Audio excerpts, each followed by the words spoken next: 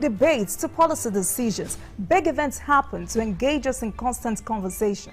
That's what we're looking for. Not some people who are talking about ethnicity. No. Who is on your mind? Don't worry. Join me every day on Politics Tonight, where we dissect issues that shape our political destiny. Politics Tonight, weekdays on TVC News.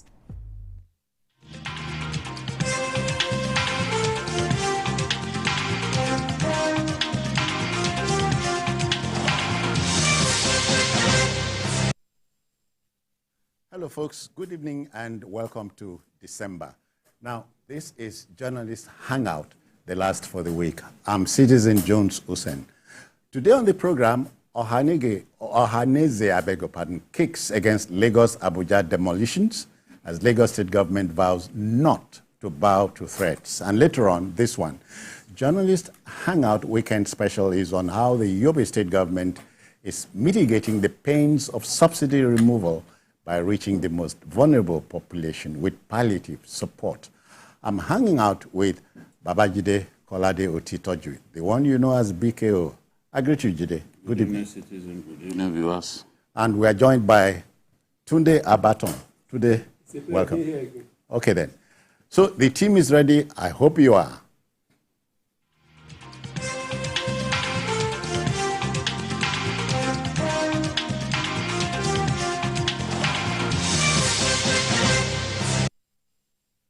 Okay, let's go. Our first story. You know, no debate about it. Any minimum wage now must be a living wage and must keep pace with rising costs. The federal government of Nigeria knows this and has therefore announced that a new minimum wage regime would take effect on the 1st of April 2024. Minister of Information and National Orientation, Idris Mohammed, stated this welcome development while speaking with newsmen in Abuja. He added that 30,000 naira national minimum wage will end on the 31st of March 2024. But are we happy with the figures on the card, Jide? For now, we don't have an idea of what the minimum wage will be because it is subject to negotiation. The talks have not even begun. What they've told us is just like a time ceiling that they've set for themselves that the minimum wage, a new minimum wage will be delivered. At this stage, no one can say this is how much. But the trouble is, when there is no information, you know, rumors will fill the air. Yeah, but it's baseless to rely on rumors. Our own profession is a fact-based one. Facts are the tools of our trade. So we will not join those who are misleading people or people who simply go to social media, pick a fake news item, and then go on TV and be saying all kinds of funny things about what they've not verified. We were taught to filter, to verify. Yeah. So before going to town. Before going to town. You know, but we are all products of different levels of training. Now, from experience, you cannot begrudge people who have not had adequate training or had no training at all in relation to journalism when they want to behave like journalists. So it's unfortunate that our profession has become an all-comers affair. Oh, yeah. Aha. So everybody is a journalist now because you have an internet-enabled device. They tend to have given a different meaning to citizen journalism. Yes, to them, no one can tell them that they need training. Somebody was even saying the other day that journalists don't need training. I've never had anything more ridiculous than that. Great journalists, great broadcasters are products of training, not just training, but good training. Yeah. Yeah. You know, because you want to inform, you have to be informed yourself. Yeah. You have to be someone who enjoys seeking knowledge before you can feel comfortable to impart knowledge. Yeah. So this is the thing. People can't go to town to be speculating about what the minimum wage will look like when the talks have not really kicked off. It's futile. I remember that the president said, the way it is now, our people need a living wage. So there is an absolute necessity to come up with a new minimum wage in line with the economic depression that we are going through at this time. Otherwise, workers will not be able to cope. And there is no reason to speculate when the talks have not begun. You know, the federal government will represent the states, the local government, and even the private sector, while labor represents one leg. That's it. Of a trial. Yes. So they've got to come together, and if they can deliver this by April 2024, I'll be really happy, because it's a constitutional thing that you must review the national minimum wage, and we have to abide by the Constitution. So, today, sometimes you wonder if Nigerians, whether we are impatient people, or we don't have time to rationalize things. April 1st, to the man on the street, is an All Fools' Day. Yeah. But it's a date in the calendar. Well, anyway, Nigerians, we have a natural passion for expecting miracles from our leaders. Right from when we had the last the Udoji Award in 1972, I think that was the time when Nigeria, the federal government did declare that the problem with Nigeria is not the money, but how to spend it. Udoji Award pushed forward a lot of things, and that was the beginning of when the prices of things went up without necessarily having the productivity. Yeah. So what we are saying now is that if the law has stipulated that 10 years from 2014 by March 30, 2024, it will expire. Without necessarily expiring, I want to believe that when President Tinubu announced that 30,000 naira should be added to the salaries of workers now immediately after the palliative, that was in September this year, which means he has taken care of 6 months. He already has in view that they will earn that extra 30,000 naira for the next 6 months when the national minimum wage will expire. And I also want to believe that without necessarily anybody saying it, state government should have gone into discussions now with the labor, taking into consideration the fact that they have prepared a budget for next year. And it doesn't give room for extra budgetary spending because this is still December. So they should have taken into consideration the fact that a new national minimum wage will take effect from April 1st next year. And April 1st should not be deemed as a food day for Nigerian workers. Nigerian workers they have to have something special to what we had before. But my own fear is that we should not have a repeat performance of what we had during the military regime, when some states will not be able to pay that money. And workers will keep on going on strike. I think by now, there should have been a template to how much each state could afford to pay its workers. And when you cannot pay what is considered a living wage in Nigeria, if a state cannot pay it, it is either that state should downsize or that state should ask the National Assembly to merge it with the next state. Well, I think we should probably even amend the law, and allow states to pay what they are capable of paying. For example, Massachusetts in the U.S. pays above the national average. They are capable of paying. Because it can accommodate. Yes, and so they pay the minimum wage. Massachusetts is higher than what we have in many states of America. So we have a situation in Nigeria that is similar to that. Some states, like Lagos, like Rivers, or even Ogun State, and Akwa Ibom, they can pay higher than others because they are richer than others. Kano is also sufficiently comfortable. Get good money from the distributable revenue from the center. Some states can pay, while some states can't pay at all. So, even the minimum wage as it is. Some states will not pay even 18,000 naira. And on April 18, 2019, we moved to 30,000 naira. As we speak, there are states that have not been able to implement the and are owing salary. And they are owing, of course, the old salaries, even based on the old minimum wage. So we need to look at the law to enable states to be able to pay a living wage. A living wage. And what they can afford. If they can afford way above the national minimum, why not? Why not? So why not? The law, in my view, should be looked at a second time. So there are states that are complaining that, look, we cannot pay. Because fingers are not equal. Fingers are certainly not equal. Look at how much Lagos makes by way of IGR. Yeah. Compare it. No state comes close.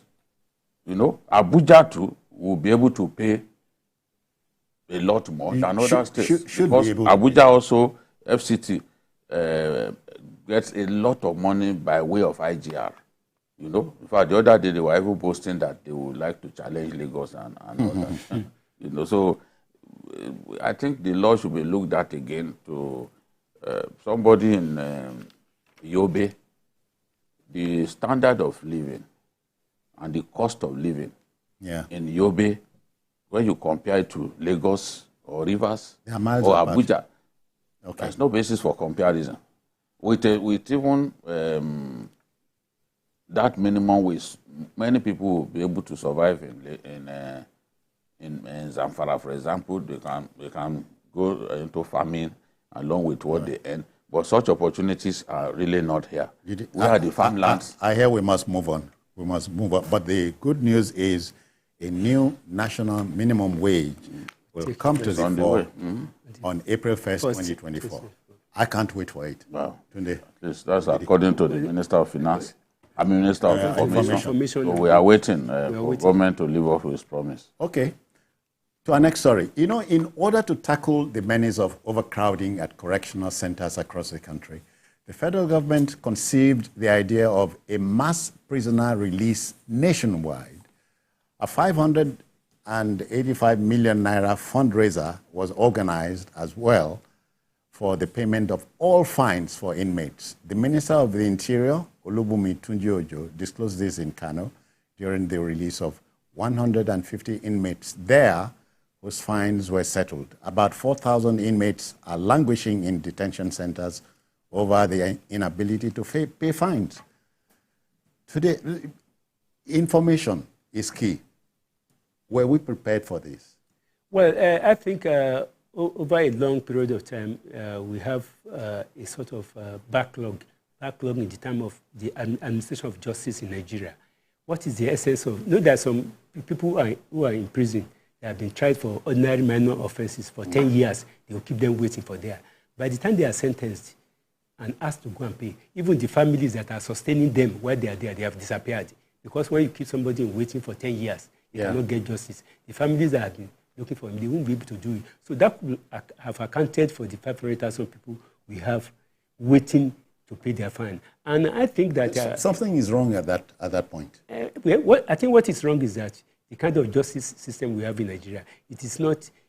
For instance, if somebody steals a goat now, and you ask him to go and pay 5,000 naira, and somebody who has stolen probably 1 billion naira, you give him a slap in the wrist judgment, he will have prepared because he could hire a lawyer that will elongate the period of justice.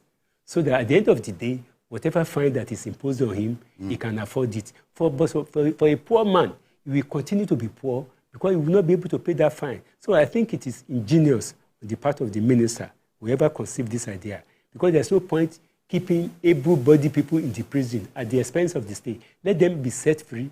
But this time around, I think, apart from paying their fine, those of them that are still found to be agile, they should be given something to be integrated back into the society so that they don't become a problem. Because right or wrong, they have earned the toga of a conflict. Yeah. So they shouldn't become a problem to the society again. So I think they should be resettled. There should be, thank God that we now call these correction centers now, no more. So there should be a gap between when they are going to leave correctional centers and when they are going to be integrated back into the society. So that the gap should be there for them to train them and to give them something to be reintegrated, not to let them what's in a name? Yeah, you see, our prisons are bursting at the seams with so we should call them correction centers. Inmates that ought not to be there. Some of them ought not to be in detention in the first place. Some for minor offenses like wandering, for example, that lawyers have quarreled with that. What kind of, how do you arrest obsolete law? You know, some arrested. Who is a wanderer? Somebody is just going on his own, you just pick him up. You just park any crowded bus stop. Charge them with wandering and all that. So you arrest people, especially on environmental sanitation days. And many of them have been in detention because sometimes the black Maria that should take them to court is disused or made immobile. Yes, by maybe mechanical fault or for no fault of theirs. On the days that the judge expects to see them in court, they won't be able to bring them to court. The case gets adjourned. Judges are busy. They can adjourn by as much as 6 months, 7 months, and all that. That's how we've kept a lot of people in detention, in prison, when they are not supposed to be there. So we now have to do our best to decongest the prisons. Olubunmi Ojo is doing very well in the ministry he's been assigned. Internal affairs.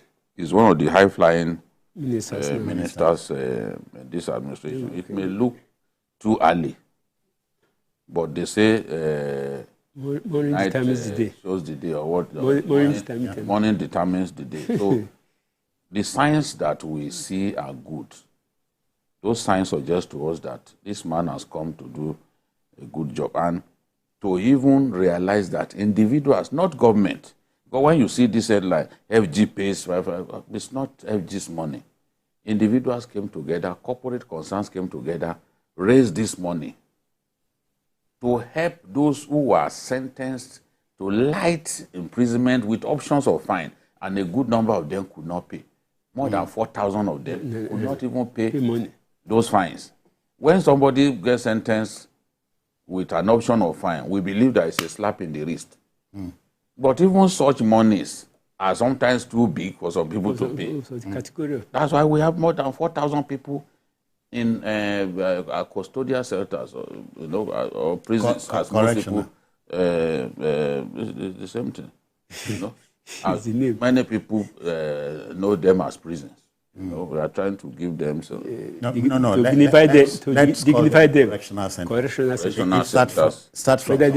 Yes, we'll get used to it. We grew up to know them as prisons, but now we're calling them custodial centers. We're calling them correctional centers. So now we must decongest the custodial centers.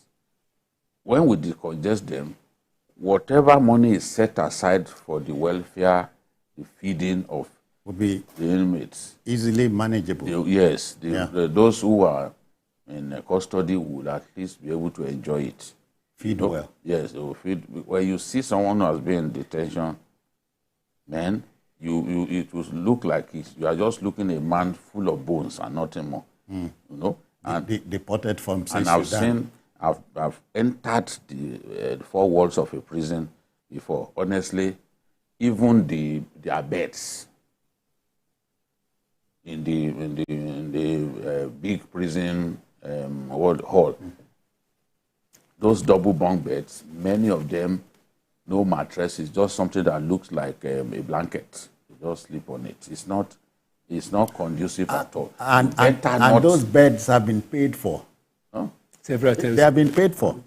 I don't know about the funding. The funding itself may be the problem. Yeah. And when funds get released, it's also a problem in our country. I don't want to come to the conclusion that, some people have been stealing monuments for these inmates when I don't have the facts. But what I saw in prison, honestly, was not good enough. Some of them were barely sleeping on those springs. Nothing really, to sleep on. And they come back toughened and become a bigger threat to the society than even before they got inside. So for these people to have come up with this idea just to help, a lot of these people cannot pay those little fines. to get out of the prison, freed the space for other people, and then they gave them 10,000 each to go to their villages and go and reunite with their people. I think it's good. This step that has seen the release of 150, they are still going to move to other parts of the country. Yeah. I think it's a good step in the right direction. But I must add that we must build modern prisons. Some of the prisons that we are putting people were built around 1914, 1920, very old prisons, you know, not modern in nature. When we want to keep high-profile detainees somewhere, we do our best. We make the prison look really good. But after that, no more. That the detainee takes good care of the cell, and when he leaves, things return to... It's good night. Yes. So we need to build modern prisons. Your former governor gave us a modern prison in Akwa Ibom. You correct me. Yes, a modern prison. I went to the... We have to talk about it, and that was where they kept Kabiru Sokoto, the guy. Member, you know, at some point. I don't know where he is now. So we need those modern prisons. Because if we truly want to reform people, you cannot reform them under such extremely harsh conditions that they are kept. So the minister needs to look at... We must move on, even the state of those prisons as well. But you talked about the minister making giant leaps in his ministry. I hear in the area of passports... Yes, he's done really well. A lot of offices outside Nigeria. Controllers was telling me, please, help us beg the minister. Because when they saw that we interviewed, he said, the pressure is giving us is too much. Of course, I didn't send this message to the minister. All right.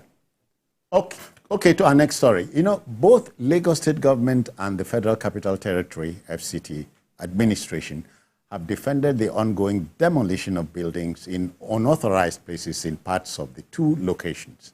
Now, whereas the Lagos State Government, through its Commissioner for Information and Strategy, Gbenga Omotosho, says since demolition commenced, no one has come up to complain about his property being demolished unjustly. He adds that the demolition has no ethnic or religious color. On the other hand, the FCTA has dismissed as a complete fallacy the news that the FCT has approved a mass demolition by the Minister Nyesom Wike. The Pan-Igbo group, Ohaneze Ndigbo, has decried the development. Tunde, we are at it again.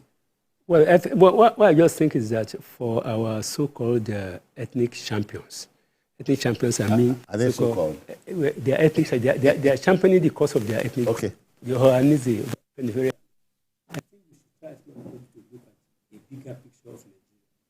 We should not play the victimhood card all the time when we flout the law or when we refuse to do what we are saying. Oh, victimhood flag. Okay. It's a symptom of inferiority complex, if you ask me. Okay. Because if it must be at every point in time, the law must be against at every point in time, then there must be something basically wrong with you. All right. He talked about a victimhood flag. I'm looking at that flag and the color. Well, it's in the hearts of those who playing the victim all the time. People must abide by the law. I am happy with what Chief Wanyawu said. He advises people to ensure that they comply with all legislations and local regulations to avoid demolition of their properties in Abuja and other parts of the country. Yeah. That is the right thing to do. Yeah. He has spoken well. Yes, that's the right thing to do. Follow the law. We can't have a country in which people believe that they can trample on the law and nothing will happen to them. You can't build a nation like that. I've heard something like a man will buy 6 plots, get papers to cover one of the plots, but build on the other, develop the others. Believing that nobody will come. Yeah. Okay, we've seen people, all of those, you go to College Road, for example. That's in Lagos, yes, in the valley. They are building houses in the valley. Just go, you see where there has been real earth movement. You see But those buildings are approved. They are approved by No, government officials. No, don't be too sure that they are approved. Don't be too sure. Can you erect a structure without approval? People Yes, erect. it's possible. Of course, people erect. It's possible. People erect. People do that. And people, yeah, but of course, our people are guilty of aberrant behavior. People, nobody, which government, do you know where I'm talking about? Here in Lagos. From College Road right up to even Ojodu, there are those valleys.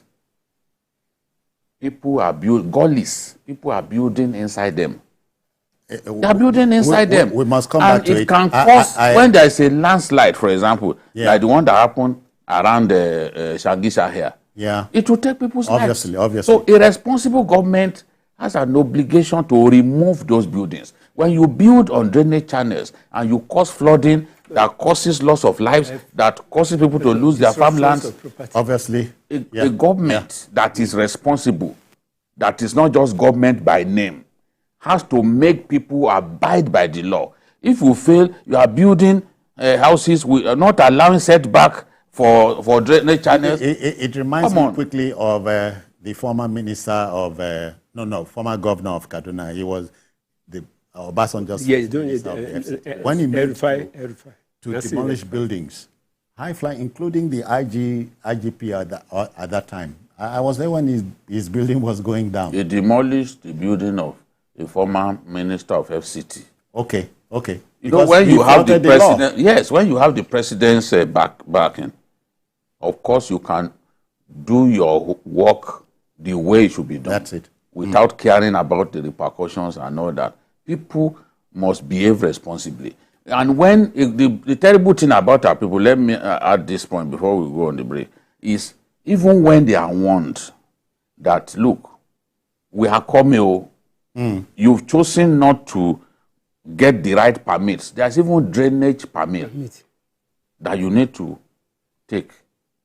So they are coming, they will not do anything until the bulldozers come. They will now say, oh, they lost their belongings. They didn't allow us to take our belongings. So how much longer do you expect them to wait for you? We'll come back to the subject matter, but let's go on this break and come back very quickly. Please don't go away.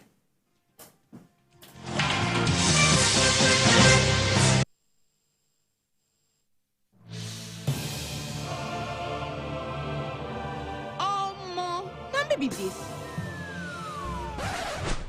See me see trouble. So today, I said I should treat myself as salary just enter. I ordered my food and was looking forward to demolishing all the orishi. Baby, before serving, are they run? Oh yeah, time to pay rich now. Food where you never pay for. Now here my card begin acting. Hey. You know what? You know what? Okay. After debiting me, it's like this one wants to find my trouble. Say premium dragging. Oh, because this card did not work. Save yourself the embarrassment. Get a card that works with MoneyPoint's personal banking. Download the app, request for a card and have it delivered to you in 48 hours. Experience banking on point because your money no go hang. You're heading home from work. In the busy traffic, your car breaks down. Car horns blast. Your car is pushed aside. You call for help. Phone battery blinks and dies. You take a cab. Few miles, tire bursts. What a day. Frustrated, sweating, and tired. Nearing home, darkness envelops the street. Wow! Just one house is bubbling with life. Brilliant lights, loud music, smiling wife, all welcome you.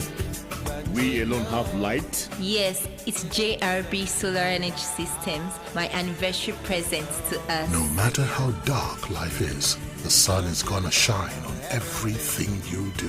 JRB solar inverters, batteries, solar panels, solar street lights and more. Telephone 0906 752 1111.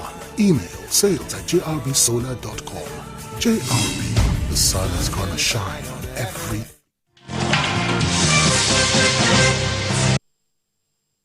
All right, folks, welcome back. Today, let's take the story home. You know, so Government says, build here, don't build here. It's in our blood, in our DNA, to flout the rule. Go ahead, and then when something goes wrong, government is at fault. Well, I think basically we have to look at the fact that naturally people like to disobey laws and order. But the advice I have for Nigerians is that, it's biblical that one king may reign today and not recognize Joseph.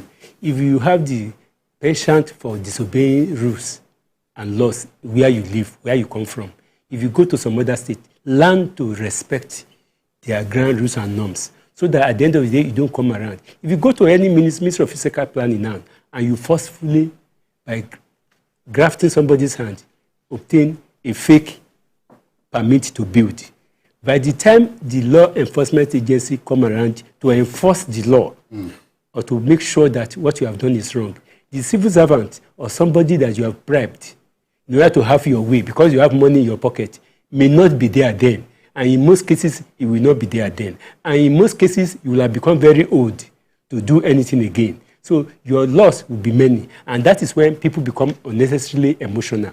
When you see a flood path, when you see a flood plain, when you see a place like Jide said. So they look at this building look by the channel going by down. The channel. You know, the setback. Even setback. People look at that place, that drainage now. People even want to build inside the drainage. Look at it now. So I don't know. You look at that Minister of Environment, fine now. So if people choose to disobey the law, I think at any point in time they should be made to pay the price for disobedience. No matter without looking at who source to go. I thank God for the grace and the courage of Governor Babajide Sanwo-Olu for standing by the Minister and the Commissioner for Environment. There was a place the man went to in Lekki, and the woman started, she gathered her children and they knelt down in front of the man. The man said, it's not about kneeling down here. It's about enforcing the law that has been on since 2017. So I praise the courage of the governor. But look, yes, they may call you any name, but the fact is that people have to learn to respect the law. As for those people who are reading ethnic, blocking drainages and all that, those who are reading ethnic meaning to this thing, I think they should have to be reminded that election is over. We are now to face the task of governance, and there cannot be good governance if some people choose to disobey the law.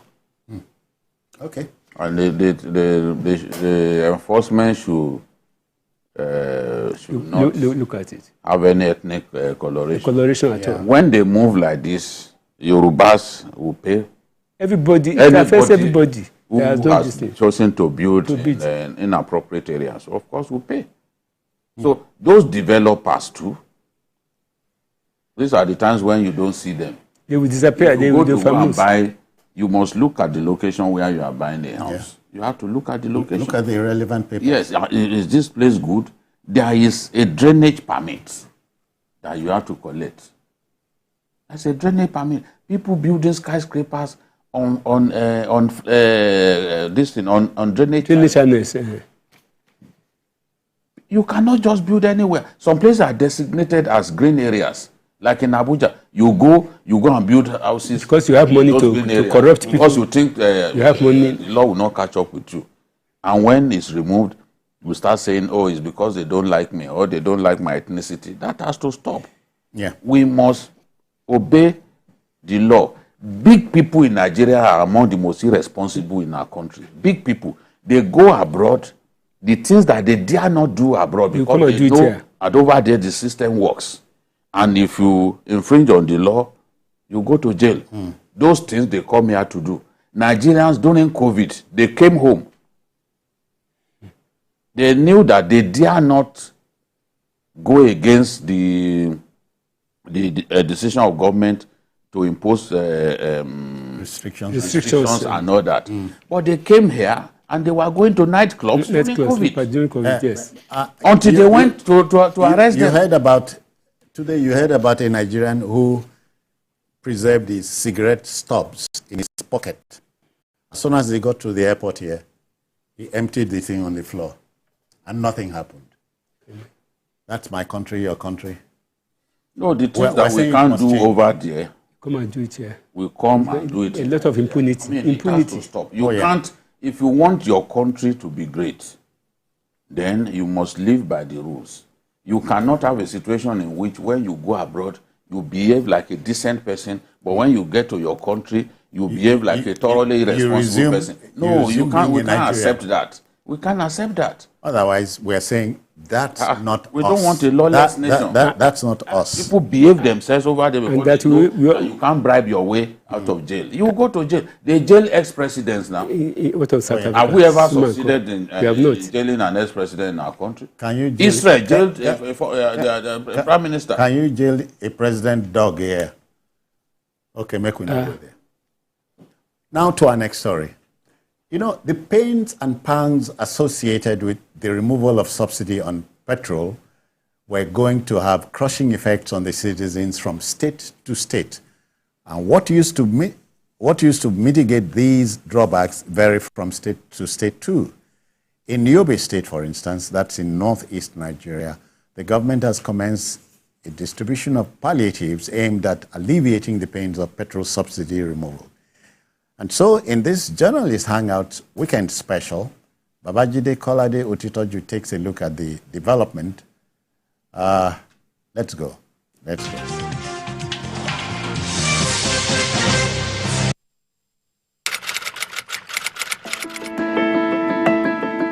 A palliative is an action intended to make the effects of a problem less severe.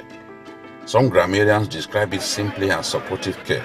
On the 29th of May 2023, during his inauguration as the 16th Nigerian president, Senator Bola Ahmed Tinubu declared an end to petroleum subsidy.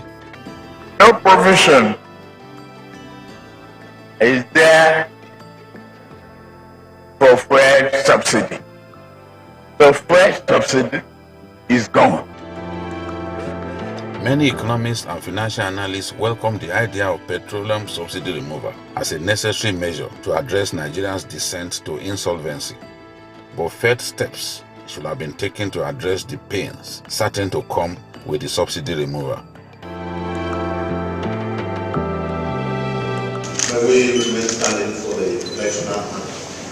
On the 17th of August 2023, President Tinubu announced the decision to disburse 5 billion naira to each of the 36 states and the Federal Capital Territory to enable them provide palliative support, especially to the most vulnerable Nigerians. This funding has to be shared with a formula as follows. 52% of this money is given to states as grants, while 48% of the 5 billion naira is to be paid back on an installment basis within a period of 2 years, 20 months to the CBN by the states and the local government areas in Nigeria.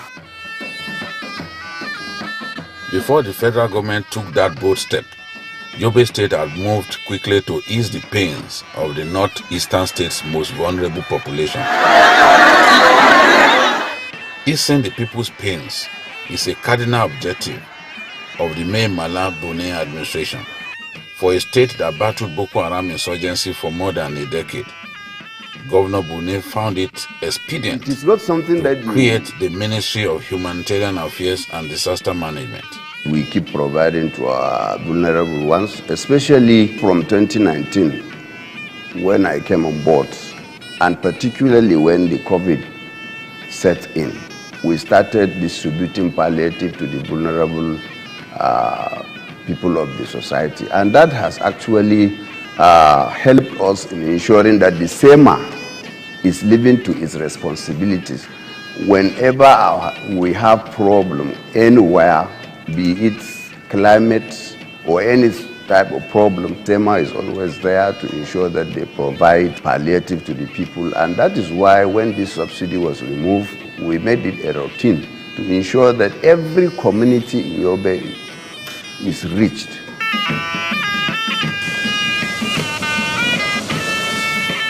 The new Yobe State Ministry of Humanitarian Affairs and Disaster Management has the mandate to coordinate and facilitate humanitarian response, rehabilitation, rebuilding, and reconstruction. The ministry is headed by Dr. Mero Hamed Hamshi, MFR. She told me her ministry is collaborating with development partners to ease the people's pains. According to her, the Red Cross is helping with crop production, livestock production, among others. A lot of things has already been done. We've already got our household assessment. We have the data. The state government procured some palliative,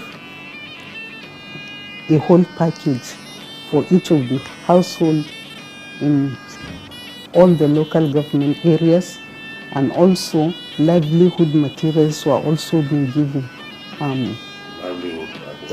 like water pump, seeds, chemicals to help in just small vegetable garden production, sewing machines with some palliative that include food and non-food items.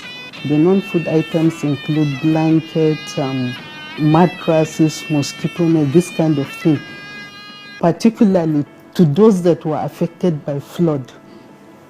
Some parts of Yobe State, like Damaturu, Fune, and the Cusco local governments, were affected by flooding, with houses submerged and farmers losing their farmlands. But the ministry, assisted by the Northeast Development Commission (NEDC), has been providing palliatives in form of food and non-food items, like blankets and mosquito nets. The areas affected were in Damaturu local government area, Fune local government area, Nangere, Jakusko, part of Karasua, and part of Gujuba. They were affected. Farmers lost their farmlands, and not only their farmlands, some even their livestock, because those farmers that were around the river banks normally rear the small ruminant livestock. So it's carried away almost most of those livestock. They provide livelihood materials in terms of food, engaging the people in crop production, both rain-fed and irrigated crop production. They provide the seeds in collaboration with the National Seed Service, with the Ministry of Agriculture, to ensure that those people are engaged, not only giving them the palliative, but let them produce it themselves.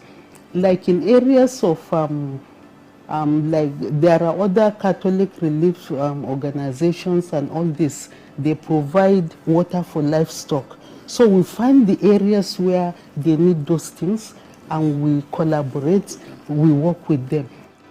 The Commissioner is grateful to the Victim Support Fund for the rehabilitation of schools like GSS Bularafa in Gulani local government, GGSS Buniyadi in Gujiba local government, and GSS Gadaka in Fika local government. The ministry also acknowledges the contribution of UNICEF in promoting girl child education, including the provision of books and other required items. We also work with UNICEF. They assist the children, particularly in areas of the girl child education, encouraging the girls to go back to school, to ensure that they don't drop out of school before completing their studies. And UNICEF provides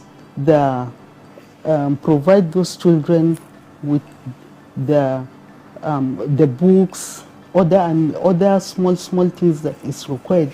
And of course, there are some hidden charges that the children, the parents cannot afford. So UNICEF assists in that direction. After Borno State, Yobe State is the most ravaged by Boko Haram insurgency. This led to the displacement of so many people and the overstretching of infrastructure in host communities.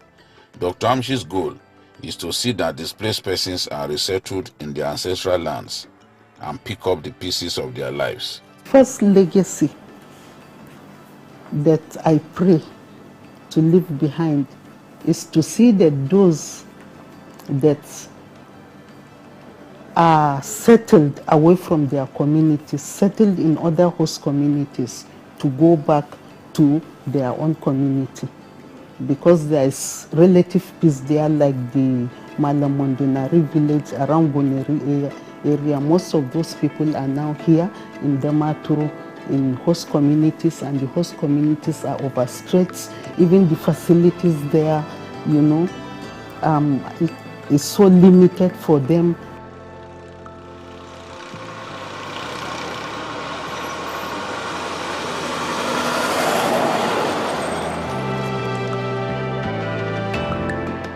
Yobe State Emergency Management Agency is the body mandated to provide relief to distressed people. Good palliatives. Dr. Goje Mohammed is his executive secretary. He told me how they have provided support to more than 180,000 of the most vulnerable people, including returning internally displaced persons, with the distribution of relief materials being the product of town hall meetings in communities to ensure transparency.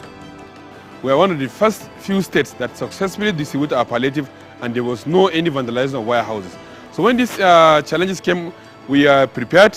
What we do is to ensure that we review our register and we do a bottom-up approach. First, we do a community engagement meeting with the community members. We call all community stakeholders, including opposition political parties, security, vigilantes, traditional rulers, and religious leaders. We sit down at a town hall meeting. We tell them, this is the palliative we have for your community. We have 5,000 bags for your community. How do you want us to select the beneficiaries? In some cases, we distribute across community. In some cases, we go house to house. But most importantly, we include every stakeholder, including opposition political parties, in the identification of beneficiaries. 13,000 students have been reached through scholarship stipends, as well as food baskets, including 10-kilogram bags of rice as palliatives, just as victims of flooding have been reached and relocated. In achieving this, he is grateful to non-governmental organizations and donor agencies for their support. When we received the NIMET prediction, we came prepared and started relocating communities. It came with high cost, but we have relocated a lot of communities. When the water came in, it didn't affect them. But of course, there are consequences. The consequences, you relocate them, they are used to using their farmlands to produce their crops, and now they have to go to a new place, a lot of conflict among the host and the settlers. So the numbers of needs across those communities has increased. What we did was we prioritized them in the palliative distribution of subsidy removal, and we also prioritized them in our partners' support through our NGOs and UN agencies that support them in that community. Even in distant border communities, palliative support have reached the people. This is Port Obasanjo in Tulo, Yusufari local government area of Yobe State, located at the Niger Republic border.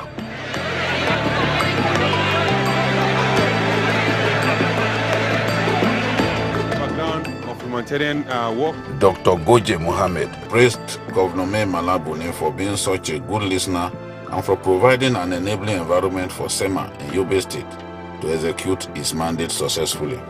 The support and the enabling environment I received from His Excellency has resulted to almost 90% of my success.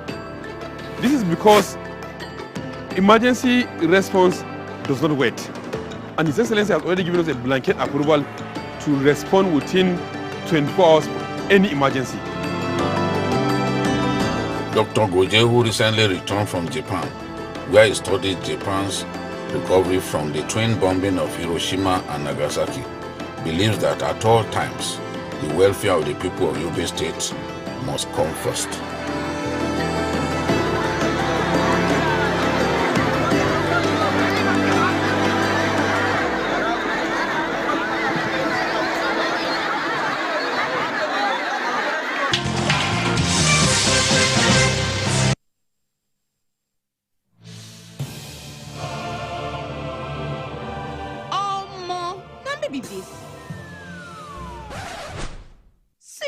Trouble. So today, I said I should treat myself as salary just enter. I ordered my food and was looking forward to demolishing all the orishi. Baby, for serving. Are they run? Oh yeah, time to pay rich now. Food where you never pay for. Now here my card begin acting. Hey. You know what? You know what? Okay. After debiting me, it's like this one wants to find my trouble. See premium dragging. Oh, because this card did not work. Save yourself yourself the embarrassment. Get a card that works with MoneyPoint's personal banking. Download the app, request for a card and have it delivered to you in 48 hours. Experience banking on point because your money no go hang.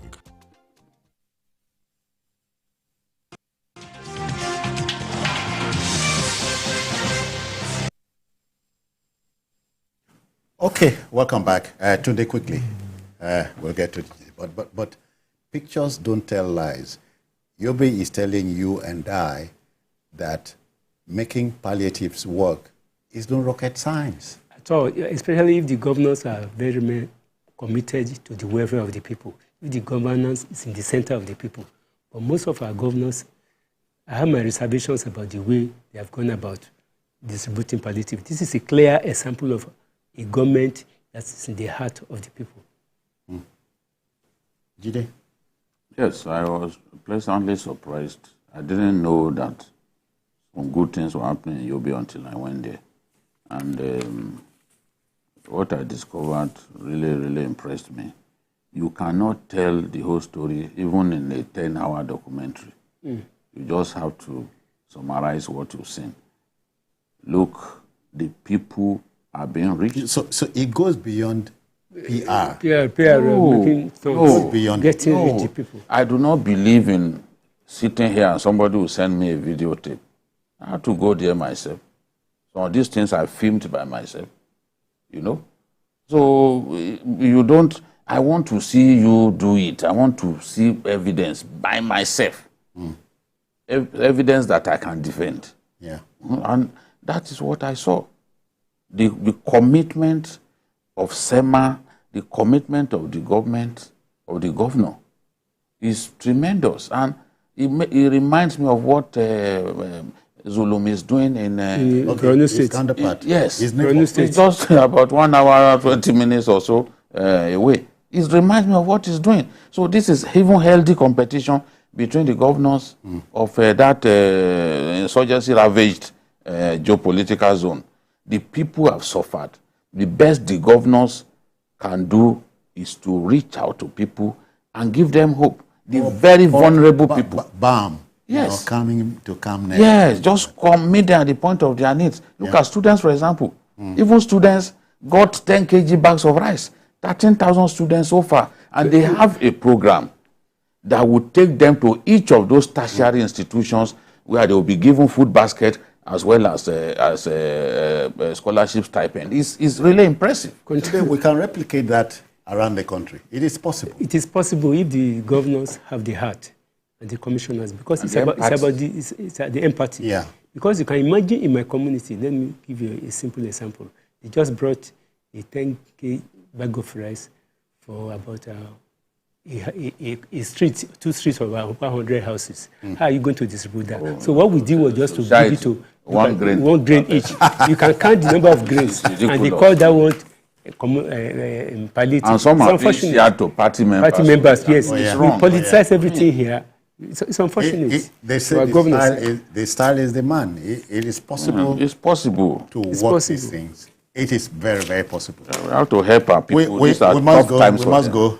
But not before thanking Babajide Kolade Otitojo. I greet you. Thank you, citizen. Tunde, many thanks for coming. Thank you. So our job is done. Don't forget to take us there. Okay. Ikosiba. Yes. All right. It's the 1st of December.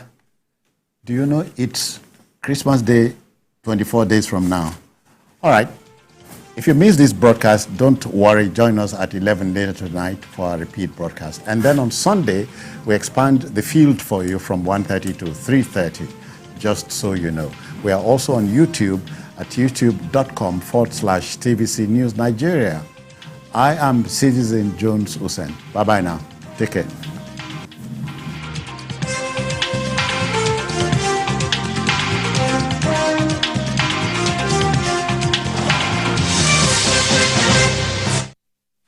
Hey, business owner, do you own an SME in Nigeria? Do you think you've got what it takes to be among the fastest growing 100 SMEs in Nigeria? Then, what are you waiting for? Join us by applying for the Business Day Top 100 SMEs Award coming up Friday, the 1st of December 2023. Theme: Accelerating Growth for SMEs in an Era of Uncertainty. For sponsorship, partnership, and inquiries, contact Esther on 0802 235 8807 or Dozier on 0814 481 2193. Register to attend. Visit business